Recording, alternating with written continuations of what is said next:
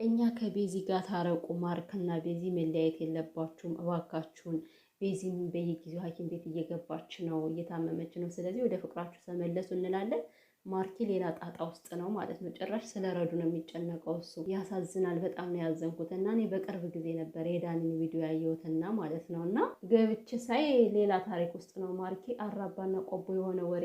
ዳኒ የጠራው ስለ ቤዝ ሊያወራው ነው፣ እሱ ደግሞ የሚያወራው ስለ ረዱ ነው። ጭራሽ የታመመችውንም ድንገት የተፈጠረ ነገር ነው። በስመ አብ። ማርኪ ግን እኔ እንጃ በጣም አሳዛኝ ሰው እየሆንክ ነው በጣም። ውድ ቤተሰቦች እኔ ማርኪ ስናገር ፕሊዝ በቃ አትናደዱብኝ። እኔ ሰው እየተናደደብኝ ቪዲዮ እየሰራው ሰው እየተናደደብኝ እንዴ አልፈልግም። ከምር እኔ ቪዲዮ ባልሰራ ሁላ እመርጣለሁ፣ ቤተሰብ እያናደድኩ የምሰራው ቪዲዮ ማለት ነው። እና ግን ደግሞ አንድን ሰው ስህተቱን ካልነገር ነው እኮ ሊረዳ አይችልም። የምሬን ነው። ሁሌም ልክ ነው የሚመስለው። እና አሁን ማርኪ ቅድም የሰራው ቪዲዮ ልክ ነው ብላችሁ ነው የምታስቡት? የምሬን ነው ቤተሰብ። እኔ ቀኑ ሙሉ ዛሬ ልክ አልነበርኩም፣ ለራሴ ድብር ብሎኛል ምናምን። ነገር ግን ይሄን ቪዲዮ ሳይ በቃ በጣም ንዴት ነው የተሰማኝ ማለት ነው። ወንድ ልጅ ግን በሴት ልጅ ላይ እንደዚህ እንዴት ነው የሆነ ሲወደዱ ጭራሽ ጥብርር የሚሉት ነገር አለና ልክ አይደለም። አሁን ሲያሳይ የነበረው ባህሪ ማለት ነው። እና በመጀመሪያ ደረጃ በሽታ ቀልድ አይደለም። በበሽታ እንደዛ ልትቀልድ አይገባም። ማርኬ ድንገት የተፈጠረ ነገር ነው ትላለ እንዴ? እንደዛ ወድቃ ልጅቷ ራሷን ስታ ከላይ ስቃ ስላያት ደህና ነው እንዴ የምትመስለ? እንደ ሰው ሳይሆን ማለት እንደ ሰው ያልሆነው ፈጣሪ ግን እሱ ልቧን ይጠግንላት እንጂ እንዳንተ አነጋገር እች ልጅ የምትነሳ አይመስለኝም ሲጀመርም ማለት ነው። አንተ ወደ እሷ መመለስ ካልፈለክ እኮ ግዴታ በንግግር እሷን መስበር አይጠበቅብህም። ያደረግከው በቂ ነው እንዴ። ምን እየሆንክ ነው ያለኸው ማርኬ? ወደ ራስህ ተመለስ።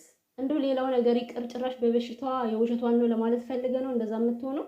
እንዴት እንኳን አይደለም አንተ አፍቃሪዋ ማለት ነው። ህዝብ አዳሙ እኮ ለስች ልጅ በጣም ነው ያለቀሰላት እንደዛ ስትወድቅ። ኧረ በጣም ያሳዝናል። ሲቀጥል ደግሞ ረዱ ከዚህ በላይ መጎዳት ስለሌለባት ነው ከኔ ላይ ያራኳት፣ ከፈለጋችሁ ደግሞ አመጣላችኋለሁ አለ ማለት ነው። ይዛት መዞር ትችላለህ ከዚህ በኋላ ማለት ነው። ሲጀመር ከዚህ ጋር ተለያየን ምናምን ያልከው ለሰው ለማስመሰል መሰለኝ፣ ለሰው ለማሳየት ነው እንደዛ ያደረግከው። ስለ ቤዚ እየተወራ ረዱና ከመካከል የምትደቀናት እና እንድትጎዳ አልፈልግም። አሁን ረዱ ብቻ ሳይሆን በአንተ ላይ በጣም ብዙ ሴት አዝኖብሃል። በነገራችን ላይ የነገ ህይወትህ እንዲያምር ከፈለክ ዛሬን አስተካክል። በመጀመሪያ ሴትን ካስለቀሱ በኋላ በእኔ ምክንያት እየተጎዱ ምናምን ማለቱ ምንም ላንተ እርባና የለውም። እና ብዙ ምክንያቶችን መደርደር አይጠበቅብህም እኮ እንዴ። ጥፋተኛ ነህ፣ በቃ ጥፋትን አምነህ ይቅርታ ከጠየቅ መጠየቅ ነው። ቤዚን ደግሞ ይቅርታ የምትጠይቃት እኮ ለቤዚ ብለህ አይደለም እኮ ለራስህም ጭምር ነው። ፍቅር የጋራችሁ አይደል እንዴ? የግል አይደለም እኮ። እንዴት ነው አንተ ከሷ ይቅርታ የምትጠይቀው? አንተ እኮ የሆነ ፊት ስታሳያት ነው አይደል እንዴ ወደ አንተ መታ ራሱ ሁሉን ነገር እንተወው የምትልህ። ይሄ አይና ወጣ ድርቅና ነው። በእውነት ማርኬ አይና ወጣ ድርቅና ነው። የቤዛ አንድ ነገሯ ምንድነው? ካንተ መልስ ማጣቷ ነው እንደዚህ ያደረጋት። ግልጽ የሆነ ነገር ነው ያላት እሷ። አንተ ግን በውስጥ ያዝከው ምን እንደሆነ አይታወቅም። ቂም ይዘባታል። ቂም የያዝክባትን ነገር ግልጽ ማድረግ አልፈለክም። አስረዳኝ እያለች ነው አይደል? አንተ ማስረዳት አልፈለክም። ለምን? መራቅ ስለፈለክ። በቀለበቱ ከሆነ ደግሞ ሐዋሳ ላይ እኮ ልትቀበል ነበረ። በሌላኛው ቀኑ መታ እኮ ቀበለዋለሁ ብላለች። አንተ ነገሮችን ቀድማ አደፈራረስካቸው እንጂ። ሲቀጥል ደግሞ ምክንያት ይኖራታል እሷ።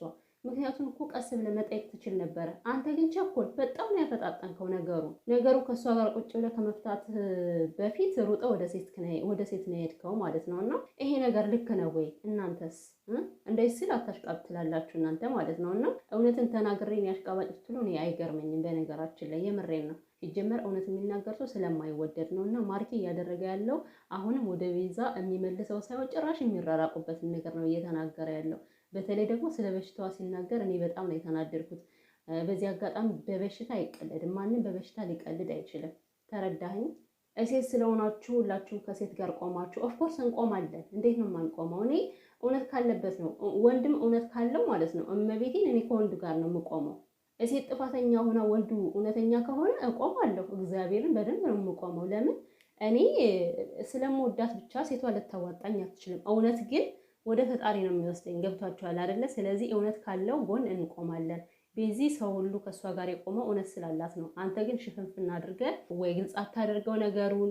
ደስተኛ ናት ይላል አስሬ ማለት ነው። እና ስቃ ስላያት ነው እንደ ደስተኛ ናት የምትለው። በእርግጥ እኮ ደስታዋ አይቀርም፣ ይመለሳል፣ ችግር የለውም፣ የጊዜ ጉዳይ ነው። ይሄ እንደተሰበረች አትቀርም። ግን አሁን ላይ ደስተኛ እንዳልሆነች እያወቅ ከአንተ ደስተኛ ነች ብለህ በመናገርህ ምን ያክል እንደምትሰብራት ማወቅ አለብህ።